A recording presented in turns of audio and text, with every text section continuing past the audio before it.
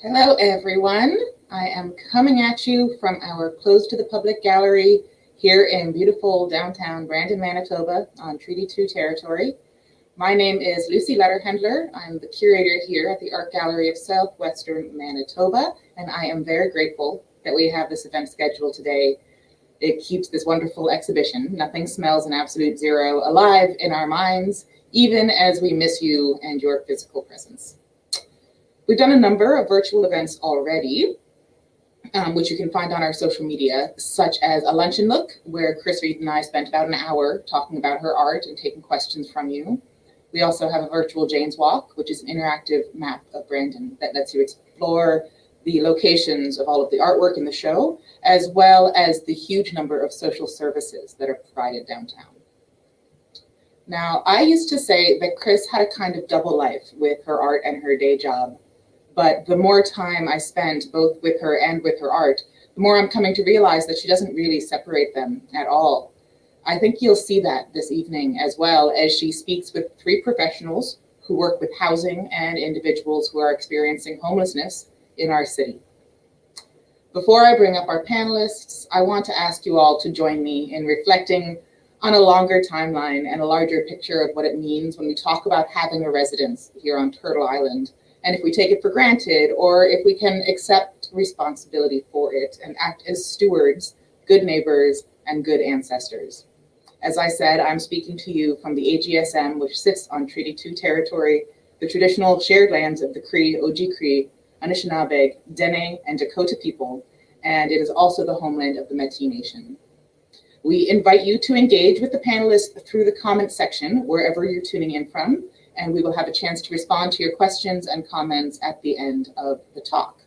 So with that, I am happy to invite up Chris Reid, Heather Bolech, Florence Halcrow, and Sandy Trudel onto your screen. Please enjoy.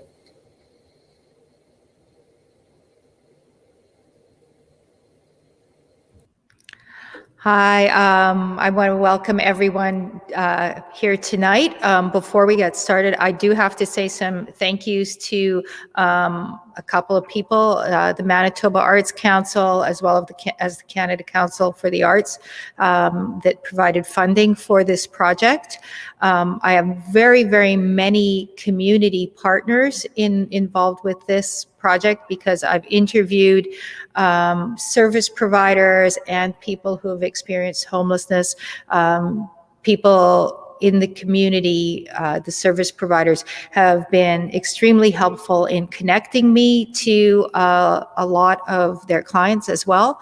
And then there are sponsors in the community, Dr. Dector, Sutton Harrison Realty, and the New System Store. So although, you know, this show is in the gallery is a presentation of my arts practice, I have to acknowledge that I can't do it without you. There's a lot of help and support for what I'm doing, and it's a wonderful statement of just what a connected community we have here. In terms of my panel, that I've invited Heather Bolech, Florence Halcrow, and Sandy Trudel here. Heather has been managing the Safe and Warm Shelter here in Brandon for several years. Sandy Trudel is with Economic Development and is involved with the development of affordable housing here in Brandon. She was also influential in getting the Safe and Warm Shelter set up way back when it was just a little idea in a bunch of people's heads. And Florence is just starting a new program called the Ask Auntie program, which is a huge innovation for our community that will help marginalized individuals connect to resources in ways that we haven't had before. So she's going to be a real support there. So this discussion, what I'd like to talk about, and this is sort of what spurred the research that I've been doing, is just what does home look like? I've been starting my interviews with people with the question, asking them to describe what home looks like, because we're all involved with some way of taking care of people, making sure that they have a home, and yet that seems to be very elusive because we're all involved with ending homelessness in some way or another, all four of us. So anyway, I just wanted to start the conversation with that question. What does home look like based on your experience in your current job? So I don't know, should I just call on someone? I'll call on Heather since she's smiling. Okay. So Heather, what does home look like based on your experience? I think home looks like safety, protection. It looks like community, people gathering together who are friends, who are family, and um, have become family, um, who look out for each other, people who look out for each other. Here in the shelter, I feel that home is um, a consistent place where people can connect with safe resources and other resources that are needed, um, and just a place to know is there and available and open and welcoming.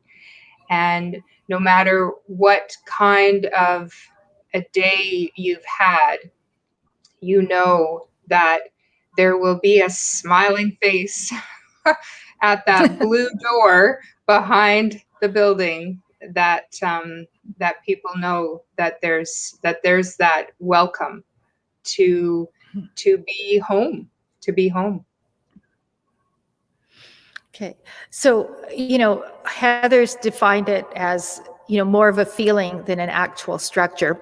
And yet, when we're looking at homelessness, often we're thinking in terms of building structures. And in fact, the title of my show, Nothing Smells in Absolute Zero, is a reference to the differences between the idea of absolute zero and functional zero. So in homeless studies, functional zero means that there are actually enough places for people to stay indoors, but those places may not be occupied because people are choosing not to go into those places. So functional homelessness is a goal, but at the same time, people may still be staying out on the street. I'm going to go to Florence this time. Florence, in your experience working with people, are people actually making a choice, in your opinion, to stay outside? Yes. So I have experience working with people in the community that have been making the choice rather than going to the safe and warm. We ran into situations where people were housed. We housed them into places, but still chose to be out in the community rather than in a home or a shelter. I believe, to me, they were saying that they prefer that rather than, there's no rules there. They feel more comfortable there. They could go as they please and be with who they want. And that's since COVID started last year that I've been asking people, why are you staying outside rather than staying in a structured building? Mm-hmm. Okay, and so Sandy, your perspective as someone who's working for the city, working with developers, often being the person who's called when there are people obviously sleeping out on the street. How do you respond to this if you have service providers telling you that people want community and people are making choices to stay outside, but then you've got another aspect of the city saying to you, get them off the street. Why are they on the street corner? What do you do with that? Well, you really nailed that, Chris. That is the reality of life. And so ultimately, there isn't any what we'll call silver bullet answer in that. Ultimately, what it is trying to find a balance that can work for the community. And so, when we have the situation of individuals that are on the street, whether it be by choice or whether it be by necessity, there comes a point in time in which, we do obviously the making sure that they're connected with the service providers, making sure that we understand what's available and what's not available, trying to build some education within our own internal staffing side of things as to what the situation is, and all of the extenuating circumstances that ultimately culminate into somebody being on the street, and then trying to balance that with the citizens' concerns who are housed and are saying, this makes me uncomfortable, this makes me feel unsafe, this detracts from our community. So it's really, for lack of a better term, a juggling situation where you're trying to respect the needs of those that are homeless and yet trying to also meet the needs of the community. Obviously, when we have complaints, people want action immediately. That is the norm. And, what we always try and explain to them is it's not an immediate process. It takes time. We need to get out to the service providers. We need to get out to the individuals. We need to work through our processes. There's lots that has to be done. So it truly is just a balancing / juggling act. Mm-hmm. So, given those aspects of it, that that we've got concerned citizens who are housed, and then you've got people who make the choice to be unhoused, and like just recently, what was it, last month or a few weeks ago, a couple of the tents that had been set up, the sort of our, Brandon's not big, we've only got a few tents. It's not a tent city yet. What, do any of you see any way of accommodating something like a tent city, and what does that mean? Like, what has to be provided? I have my own opinions because maybe I'll step in first, Chris, and then we can go from there. So, obviously, if you look at the national protocols on homelessness, there is some really solid guidelines in place relative to tent encampments or the like.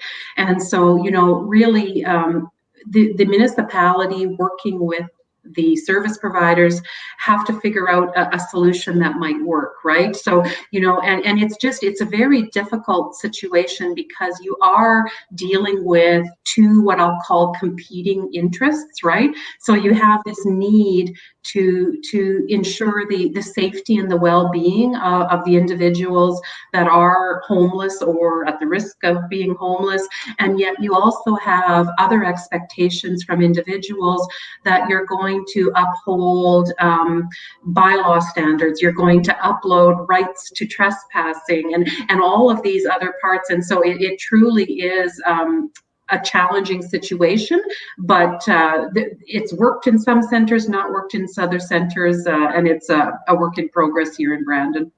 Okay. So Heather, do you've worked with some of the people who've ended up choosing to go stay outside, or you've also worked with some of the people who've decided to go indoors. Where do you see a middle ground in this? Well, what Sandy's saying, the balancing act, and then what Flo says, some people, the not wanting to necessarily be in that structure with the rules, that's exactly it. The Safe and Warm shelter is a low barrier shelter. So we have minimal guidelines. We have some. I mean, we have to have some, right? It's a low bar, but we got some. But I feel that we need a low barrier option in that housing piece where people can still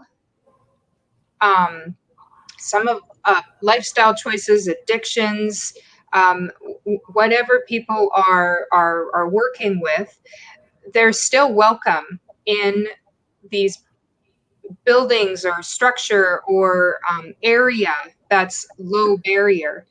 And I feel like if we had those options, so not just the shelter, because we're just for sleeping, and then we do have the drop-in in the afternoon. But what I've really noticed with that drop-in piece that we have Monday to Friday, we have people who come in, they check in, they might need to meet with other resources, they might just want to come in for a cup of coffee, maybe they've gone over to Helping Hands to grab their lunch and they come in to eat their lunch there, but then they go back out again and they meet with their friends or just do what they do, and then they come back, and it's more free flowing.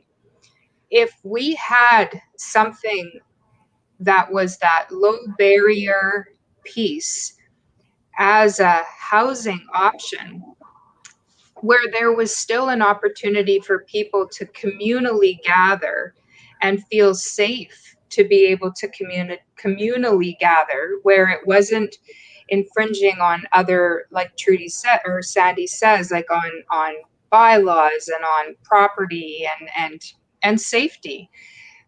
I feel like that could be an opportunity, and who knows, it might not be the answer, but a start maybe, because many of our people that were in our tent city, or the camp as it was called, are behind our building now. This group of individuals who this is their community and this is their family. They haven't disbanded. They're still congregating and being together. They just found another spot to do it.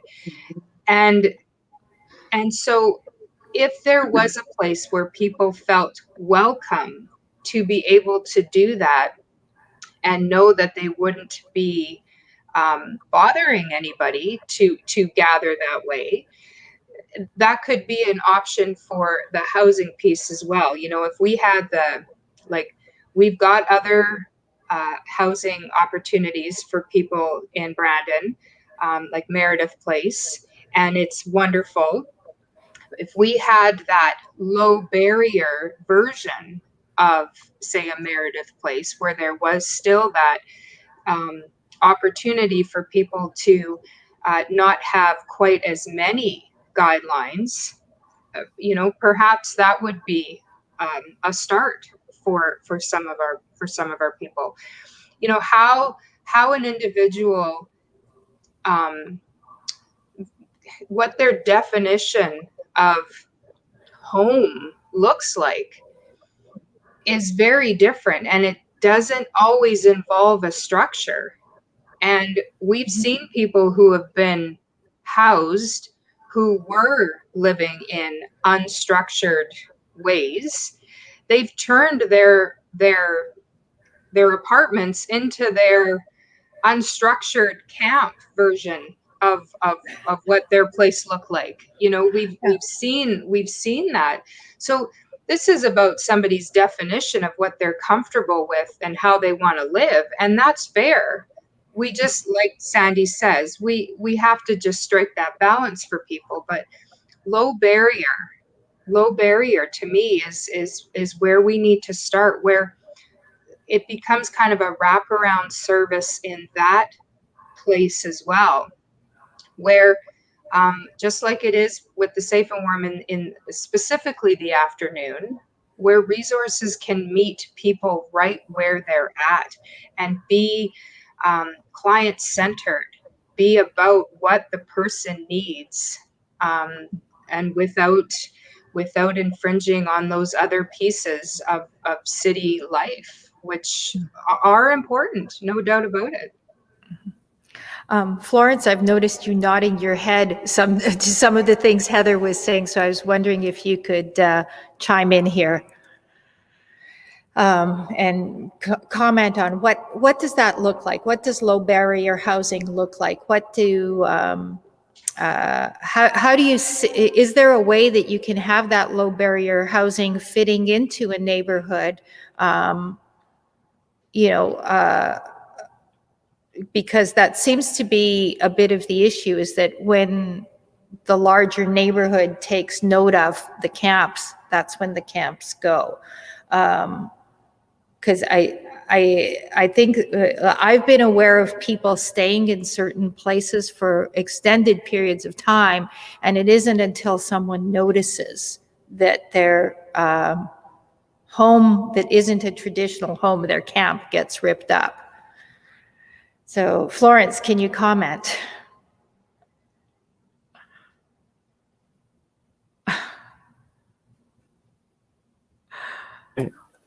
Hi. Okay. So I find that like our mini tent city that we had, I found that it was easy to access the clients when we were able to. We knew where they were when they were in that one spot last year and this year. We knew who hung out there. We knew who needed what when they needed applications, or if they had an appointment with EIA, we would be able to go right there and let them know, like, if there's somebody getting a hold of them, or if they have an appointment, or like that was more or less their day home, and the shelter was their night home. And it was I find that it was very comfortable for them, and they all knew each other, and they all helped each other. When we went down last year and we said we have to clean this up, everybody jumped up and they started cleaning up the unit, like the the unit. So true, so true. Their unit, which was really good for them. Like that was their home, and that was honestly their home. Mm-hmm. That's what they felt like. That was their home. So I can't disregard that for them, because they were comfortable there. If they needed a nap in the afternoon, they were, that's where they were able to sleep, and they felt safe sleeping there, rather than sleeping in an unsafe place where there's nobody, and then people were getting beaten up and stuff like that. So they didn't, or sleeping in a stairwell in a building, hoping not to get caught. So going into other places that they were not allowed to be. Again, the rules come in there. But for them, I find that if we could find a space for them to feel safe, like, for my opinion, we are currently looking into a ranch to see if we can maybe even try that.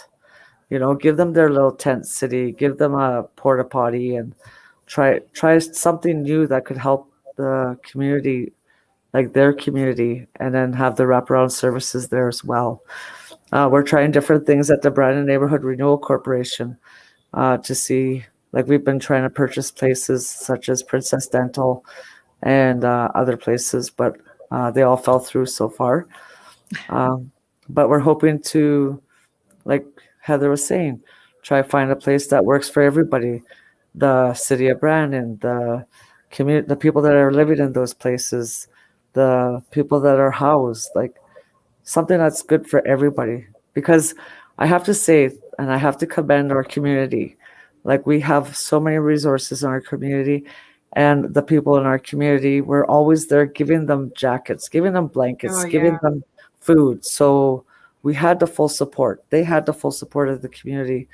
After it was taken down, like Heather said, they just moved their little camp with no tents to the back of the shelter. So, and there's people sleeping outside there, but I'd like to find a safe place for them to be, where they could be like a little community as well. Okay. One of the things in terms of talking about low barriers, but also supports at the same time, sometimes it feels to me that when you start to have supports put in a way, that automatically creates a very strange kind of barrier, because myself as a service provider see it as helping. It's like, oh, what if there's a fight? What if there's a disagreement? What if someone needs help? Then the service provider is there to provide that help. However, I was interviewing someone who has been living on the street for a while, who talked about living in recovery housing in Winnipeg. and liking it in terms of that there were 3 meals a day, but not liking it because someone would ask, they would check in when they came into the building and check out. And so this individual felt that they were being watched while they were there. So, when we're talking about providing supports, what kind of supports are we looking at? And I commented I have to admit, I had a conversation with Sandy and I kind of got the term developer confused a little bit with, because I was just thinking housing and buildings, and I wasn't thinking that developers, are not support work. It's like there's supportive housing, there's nonprofit social housing, and then there's what developers do, right? And those people have businesses. So, if service providers are going into it, they've got responsibilities. When they have those responsibilities, are they putting up barriers? Does that make sense? I think, when we are supporting people, no matter what it is, there is still that balance between empowering a person and enabling a person. And we do, as service providers, most of us, I think, Flo, I think you can agree too, and Chris too, there are those times where you have to take that step back and say, this is your responsibility. You need to be accountable for this. We all make choices, and there's consequences to all of our choices that we make. Absolutely. I feel from the perspective of the shelter that we let people know what the guidelines are when they come in. They have to read them, they have to sign them. We don't have many, but the ones that we have, we tell people, this is the expectation. So this is what we expect from you. And it's, around behavior, usually. And we tell people, like, what happens on the street needs to stay on the street. We are the only homeless shelter in town. So if there's a problem, we can't deal with it here. We'll listen to what is going on and we'll help if we can, but most people don't want to do that. That's fair. So but the guidelines need to be followed. And I think when it comes to any service provider offering any kind of supports, it's important that we don't make ourselves so integral to the process that it's about what we are providing more than it is around what the client is requiring. Sometimes we have to do a little more hand-holding for some people because the starts that some people haven't allowed them to be able to pick up the phone and make some of those calls or connect in a way, or they're not sure where to connect.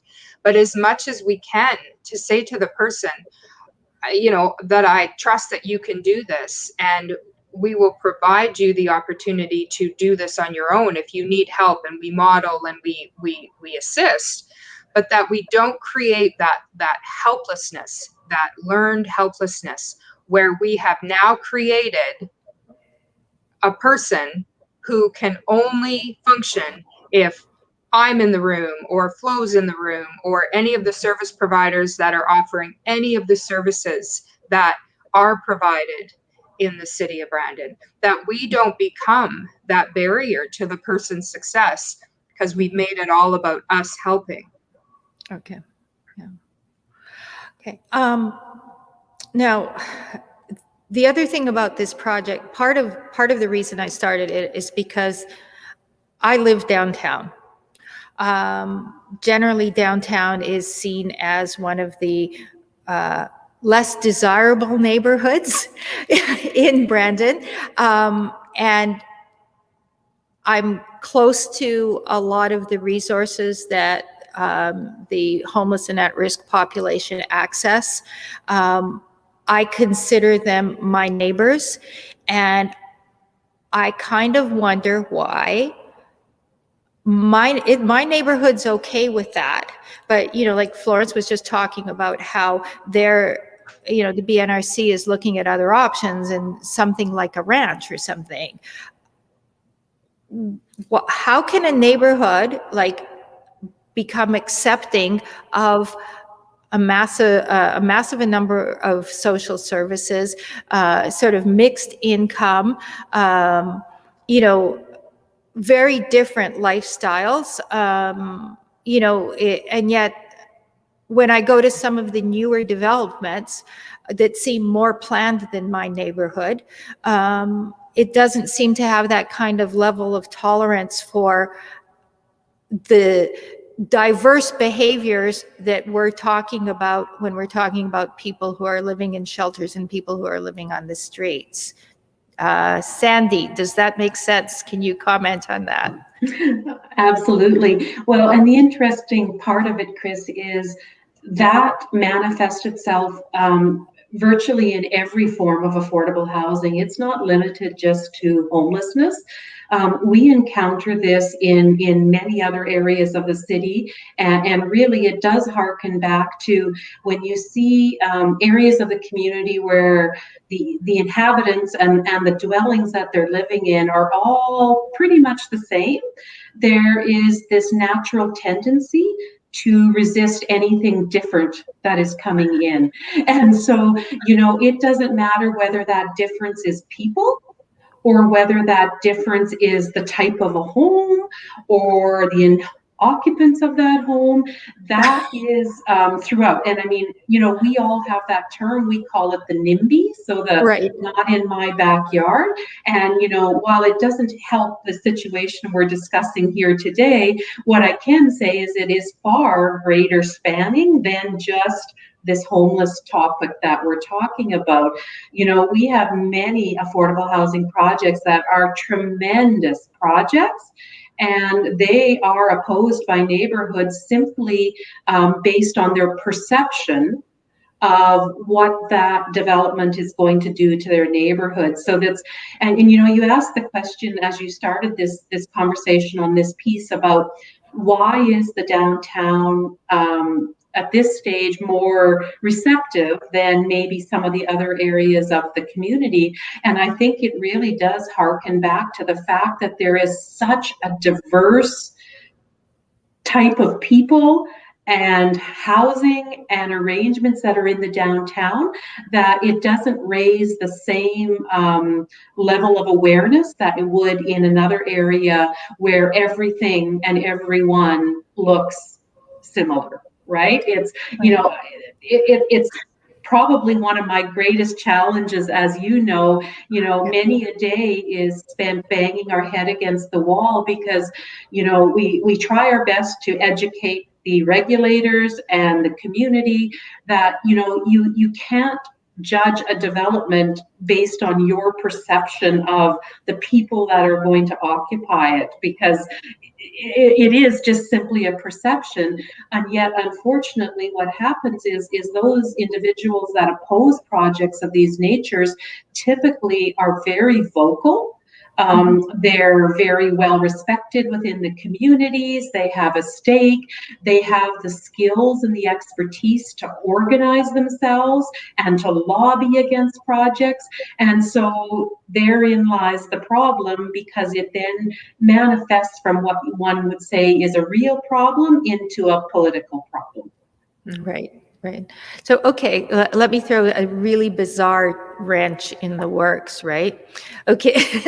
As I alluded to, it was several years ago that Safe and Warm first started, and there was a great deal of resistance to even setting up a shelter in Brandon. There were all kinds of proposals. At one point, someone was actually proposing that we have heated glass booths with areas at the bottom where people could store their backpacks and stuff, but they would be individual heated glass booths rather than having shelters. And somehow we would have the heated glass booths throughout downtown, so people who needed shelter could go into them as required. So a lot of odd ideas were kind of thrown out there. And there was a group of people who just sort of fought that fight. And the first couple of years, we were taking mattresses from church to lobby to community center. And it was kind of kooky because we had to tell people who needed shelter where they were supposed to go for the night. So it took about, was it 2 or 3 years of that? You know, so given like Flo's idea of the ranch, maybe kind of tent city piece of land with stuff on it, maybe could we lobby to get that somewhere within like the Brandon city limits? Do you think there's enough political will from the service providers?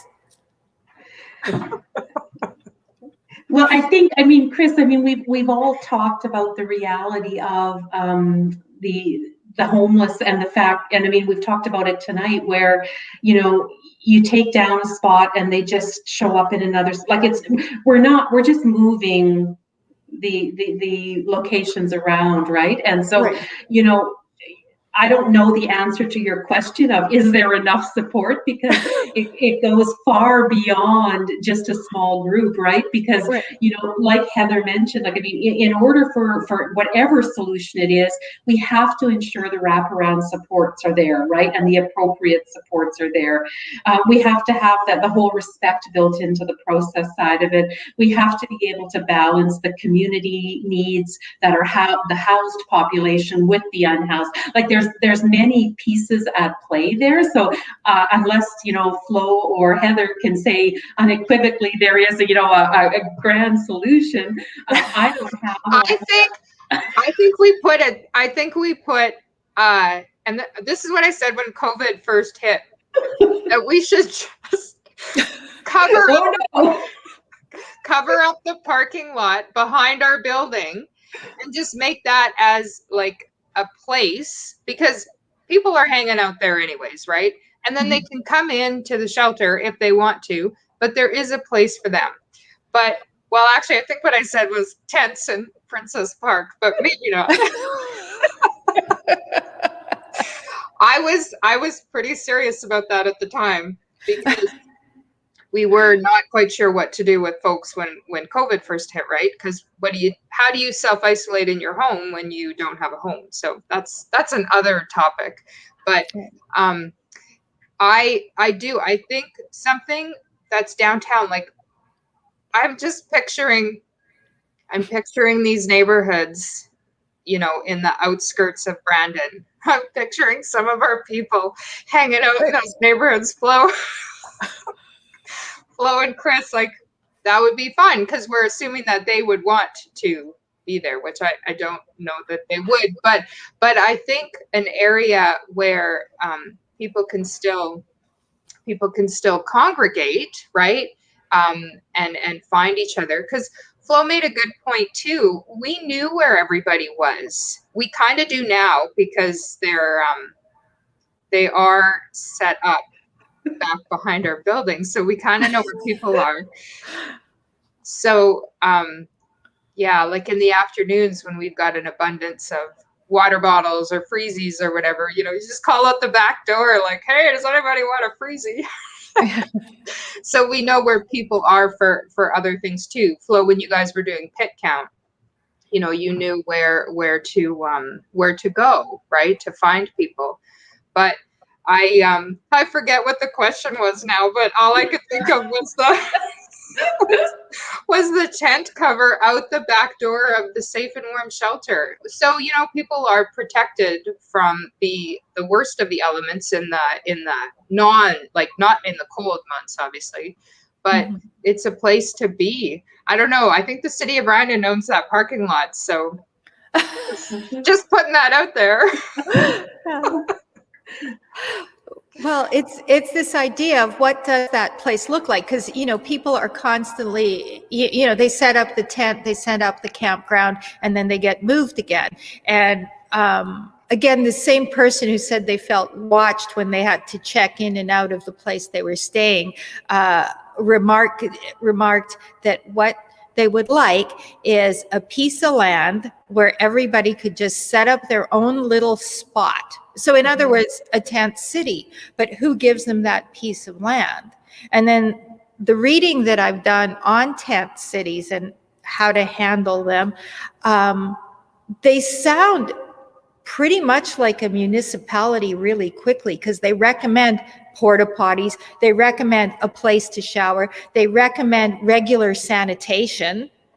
So like when I think of my neighborhood, I have plumbing, I have a place, and the garbage truck comes by, on their regular schedule.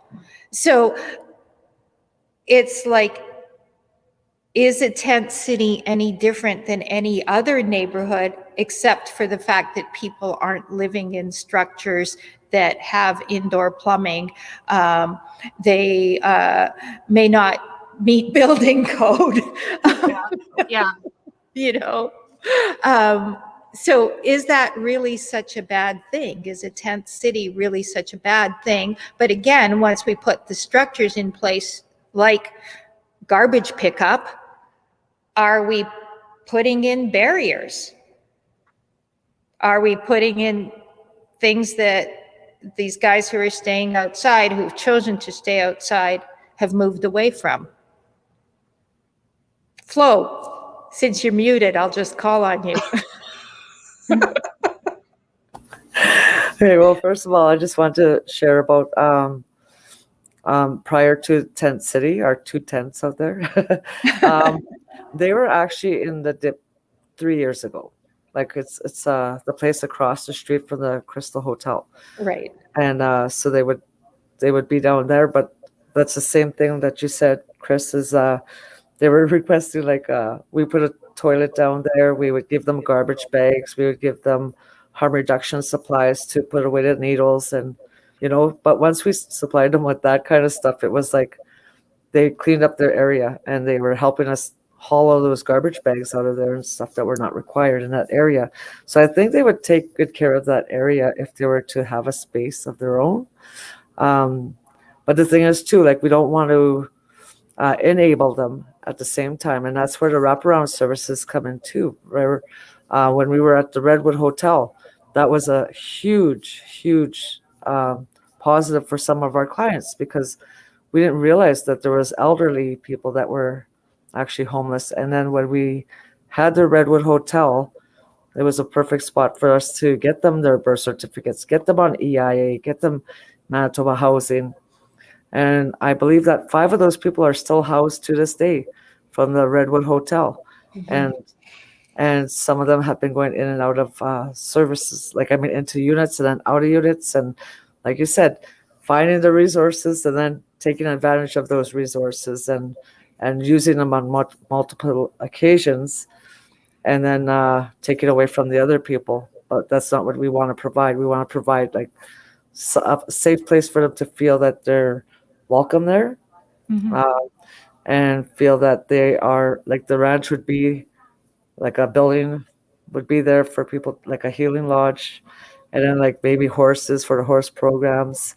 I know it's still in the works where this is not written in stone anywhere, but we would like to have a place where they could be self-sufficient, take care of their own space, sort of like a small tent city in the corner of the land where they could, have a porta potty, have a space where they could clean up their own garbage and stuff. And of course there would be rules there, but that's just a dream. But I think that goes to show, though, that defining what home actually looks like for people is up to that individual to decide. What I consider a safe, welcoming, secure home involves bricks and mortar, but that doesn't necessarily mean that the other person needs that to feel safe and feel like they are in their home.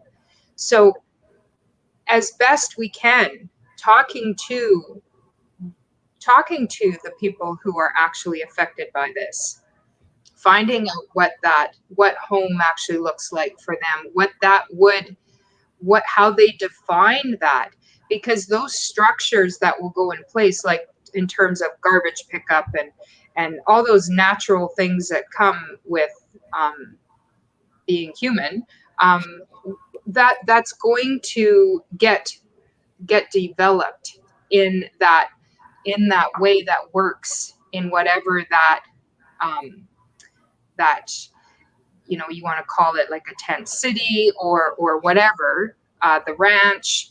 It's going to develop that way because we do. Everybody, no matter who, wants to keep their space looking a certain way. It's not going to be the same for everybody, but people want to keep their space looking a certain way. And I think that the more people feel that ownership and that ability to make those choices around that space, the more there will be that success versus another person coming in and saying, this is what we think you need, and we're going to set you up with this. That isn't necessarily going to work for people. We asked people the question a few years ago in the shelter, if you had a choice between more individual pods or the dormitory style like what we have in the shelter, which would you prefer? And most people chose the dormitory style. They truly said they like the idea of being part of the community and being together. That made many people feel safer. Obviously, that's not going to be the case for everybody, but that was a really interesting discussion with the people right in the shelter, using the shelter. We have some people that get housed and they still come back to the shelter periodically because they want to check in. They say they feel a bit lonely and they miss us.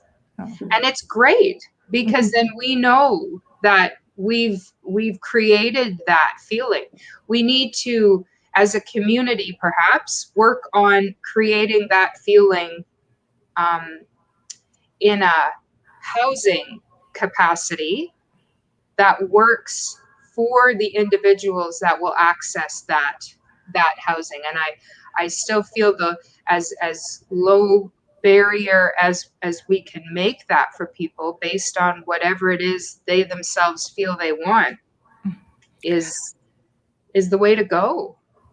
Okay, so I'm going to throw another angle on this again, as we're talking about how the individuals accessing the shelter or the people who are staying together on the street talk about community.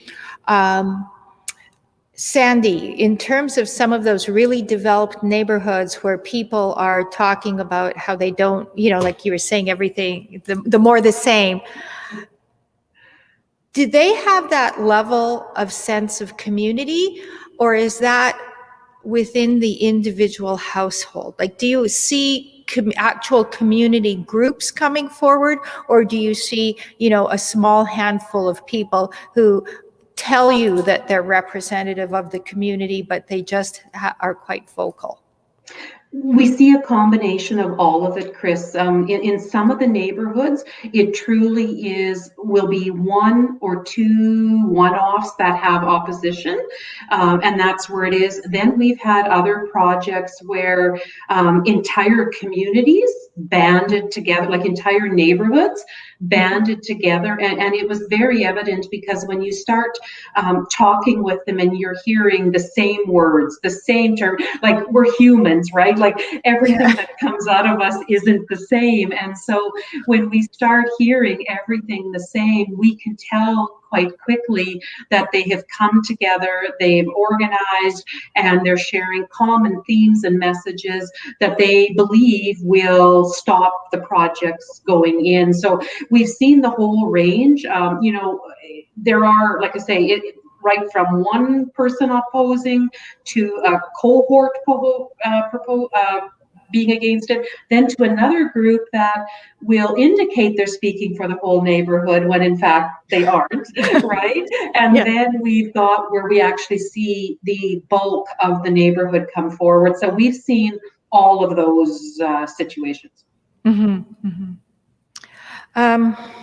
So it's closing in on 6 o'clock. I'm wondering if we have any questions from out there, because we should be wrapping up pretty quick, I think. So there's Lucy. So yeah, it's closing in on 6 o'clock. Lucy, do we have any questions? Do we have any? Yeah, so I just want to remind everybody that you can ask us questions in the comments wherever you're coming from. And I'm going to let people, give people a moment because it was a great conversation. I wonder if they were too wrapped and don't want to skip it. So I think we'll push it a little bit late. And I'm going to ask a question while we wait, kind of inspired by what Heather was saying about it's not about what you think you need to do, it's about what they need from you. And as you all were talking, this is kind of to everybody, if it's accurate that I assume that the correlation between mental health and trauma and addiction and homelessness is is a pretty tight correlation. How do you, as somebody who works in with these issues, situate yourself? How do you know what your position is? How do you limit what it is that you can do for people? I know, Chris, your career just kind of shifted from one to another. Yeah. Some of what's limited is often limited by the definition of, of what the employer definition, basically. So there's a little bit that you can push within each role, but there's a point where you look at what is already in the community and you do your best not to duplicate. Because as Heather mentioned, like you don't want to enable people, you want to help people. So it's the idea of what's the gap? What do you need to push on? When do you need to refer them to someone else? Like, you don't take over from the person, you help them along. And that could be everything from making a phone call with them or doing a referral. Does that make sense? Does that answer your question at all? I'm wondering about Florence as well with your new program, Ask Auntie, because that you've gone very broad with the definition of the services that program is offering, right?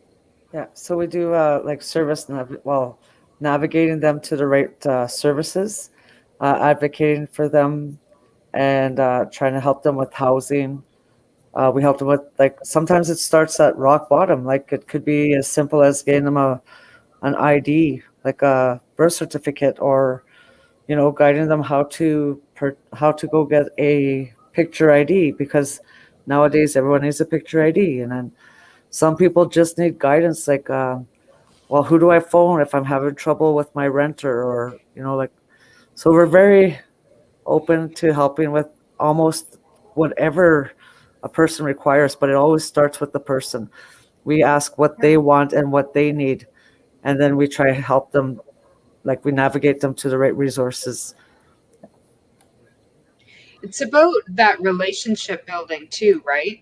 We all work on that relationship with the individual, and as the individual trusts to talk about what they might need.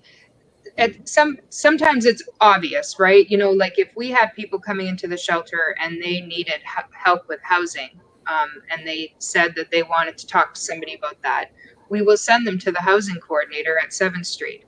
But not everybody, we don't know what everybody is needing. And as we develop that rapport, you hear people's stories maybe, and you start to ask them some questions about what it is they might need. I was actually quite surprised how many people, and it seems so obvious now, but how many people just didn't have ID. And by not having ID, there were many, many barriers.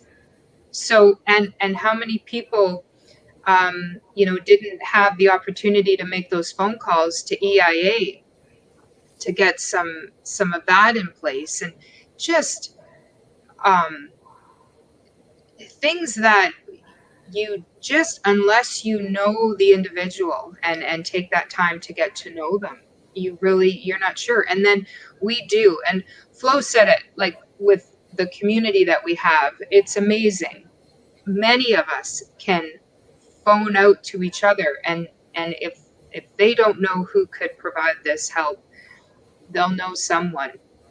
And so that developing that relationship that the service providers have too is another important piece to that too, to be able to connect people to where they need whatever they might need. I'd just like to add a little bit to that too, is the HIFIS programming that we have in Brandon is a very helpful tool, because if we find out that they, like, maybe they'll go to one resource or go to the other one, we could check on there to see what they actually need on the HIFIS database. A lot of people are slowly getting into using the database, and all of our clients are on the database, and it shows their IDs right on there. So we're uploading their IDs, their picture IDs, their medical cards in their private file. And Heather, you guys are on the HIFIS database? Oh yeah. And I just got the stats today. and that's very interesting. Like, the HIFIS database is very a helpful tool in our community, because then the person doesn't have to retell their story over and over and over again Yeah. when they're going to a different community helping hand. I'm sorry. But when they're going to other resources, they don't have to repeat themselves if that organization is on HIFIS, or if they're in a hospital and they don't know their medical number. If somebody's on HIFIS in there, they can punch in their HIFIS, their name in HIFIS, and get their IDs that they're required. I think homelessness started a lot with the IDs, and I'm so thankful that we were able to find the funding for to pay for their IDs, because other than that, they would have still been not having bank accounts, or be able to apply for housing or schooling, or I don't know. That was a big gap in our community. I'm going to throw another wrench in the works, because that seems to be what I like to do. We've mentioned COVID, and we've mentioned accessing resources. And when you brought up HIFIS, that's a computer program. And I was in a meeting involving employment and income assistance the other day, and they've now gone online, and they don't like to have people show up in their office, and they're doing their intakes online and over the phone. And so it's funny with this population, we get them IDs, right? So we've got a way to work out IDs, and now we have to figure out a way to get them to phones and computers, because the service that connects them to their finances is now online. Yeah. So it's always like one step forward, two steps back. Yeah, exactly. So with Ask Auntie, we had donated, or with BNRC, we had donated phones. And then with the Ask Auntie funding, we were able to get some minutes for them. So some of them were able to get phones. But then again, there's another trick to it. The minutes run out fast when you're phoning during the day, waiting on hold for somebody to answer your call. So there's always, so we tried to fill that gap, but then again, there's another gap behind it, and it's really frustrating for the clients, or they can't get into the building to see their worker. Like I totally get where they're coming from. It's a lot of frustration. Mm-hmm. all of these little little objects and know-hows that you take for granted, even when you say, "Here's a phone." Yeah. Exactly. Yeah. Exactly. And then we try to give them, so with Ask Auntie, we have like tablets that we could help them apply for stuff online. Or if they say, well, I got to Facebook my family, we take them outside of our building because of COVID. And then we try to put them on, like, whether it's a phone or whether it's a tablet. We try to help them with that or print off applications for them on the computer. But we try to help as much as we can, wherever we can, because there's a lot of gaps for them when it comes to accessing resources. It's probably one of the biggest requests I get in the afternoon drop-in is, Heather, can I borrow your phone? I get that a lot. So I'm like, it's local, right? Because I've gotten caught with that. Or I still get messages from people on Facebook, like on their own messenger thing, where I'm getting things pop up, because that's, for some people too, the only way that they communicate is through Facebook Messenger. But if you don't have access to a computer, it's kind of hard, or a phone or whatever, it's kind of hard to do that. So communication, something very simple, but so incredibly important, is a huge gap for our people. Absolutely.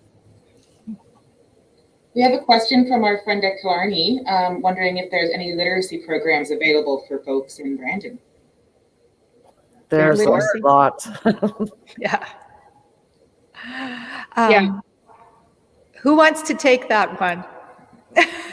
Well, the Samaritan House offers literacy programs at their training center. And the nice thing is that they're trying to bring it's called a classroom in a box. And they're trying to bring that literacy program over to the shelter. And then in the morning, if people are interested, we've got a teacher that will come in and do some work around literacy. So that's what I know from Samaritan House. The Brandon Literacy Council is also available. And I know they're going online more and more. I don't know how far ahead they've got with that. And then the Brandon Friendship Center has a literacy program as well. ACC is high school upgrading. Am I right? It's not considered literacy, is it? No. So that's Brandon Literacy, Brandon Friendship Center, and Samaritan House. Mm-hmm. Yeah. Yeah, quite a few. We have another question from Norman Neal. He says, Housing First, Medicine Hat had announced they had eliminated homelessness through the Housing First strategy. Is that working still? Did that involve tent cities? Okay, I don't have a really good answer on that. It's my understanding that when they're announcing homelessness, it's functional zero that they're working with, not absolute zero. It did not involve tent cities, but I believe it involved single room occupancy hotels. Does anybody know a better answer to that? It's been a while since I've looked at that. Do you want to explain what the Housing First approach is to people who might not know? Housing First is a program that is national. Most cities that are funded through the national homelessness funding have got Housing First programs. They focus on chronic and episodically homeless individuals. They provide intense supports to people who have been chronic and episodically homeless, meaning that they will go out to them, do more outreach. Like a lot of programs require that individuals connect to the program first before they get housing. So they might have to be involved with a mental health worker before they get housing. Whereas with Housing First, you don't have to have any kind of program involvement. You don't have to be connected to workers. Housing First connects with you, finds you a place to live, then they'll connect you to other supports like addictions and mental health. Does that make sense? literally housing as the first step before anything else.